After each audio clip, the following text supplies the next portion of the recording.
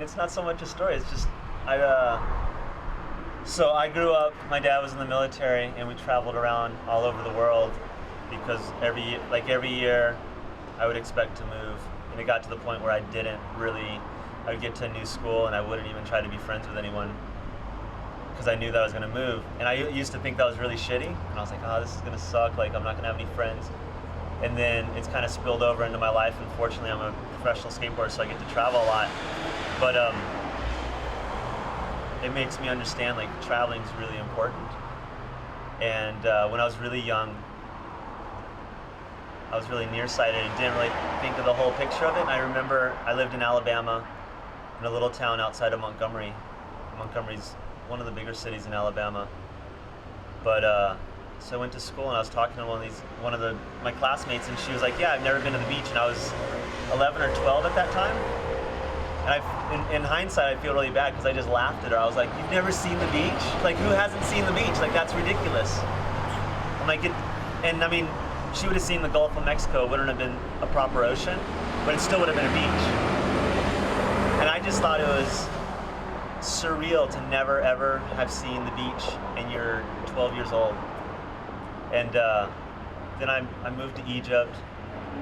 Like, I'm really fortunate. I got to see a lot of places and different cultures, to the point where when I was traveling as a professional skateboarder, I didn't go to new countries and feel like I was getting a culture shock. But so I moved back from Egypt to Florida, and I have a lot of friends there that would always say, "Yeah, we're gonna leave Jacksonville, Florida," and they haven't. And it's kind of depressing to think that, and it's not just my friends, it's like a lot of people get really content, or not even, I don't even know if they're content, more like complacent in thinking that what they have going on is great, which it very well might be. But if you don't allow yourself the opportunity to see how other people have it, and you only sit behind the television or the computer to find out those things, you'll never really experience them, because you could go to the worst situations in the world and take something away from that situation that the news or the media is not going to give you. And like, I haven't had a chance to go to India, but I know a lot of my friends have been there. And they're like, "Man, the first 6 weeks were the worst. I hated India." And then after that, I extended my visa so I could stay for like 3 or 4 months, because it was the most beautiful, enchanting country. And I know you could probably just look online and just see like, "Oh, it's really overpopulated in India, it's gross," or whatever, and just be like, "I don't want to go there, F that."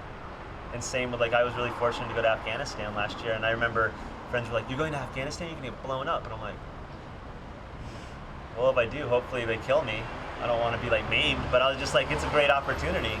And we went to Israel for skating, and I think in Europe, or I'm imagining in Europe, skaters in Europe are more likely to go to a lot of places like that. So, I don't know, the whole main point of the story is just to break out of your shell and go travel and experience life before you're too old and you're like really set in your ways and you can't travel. So.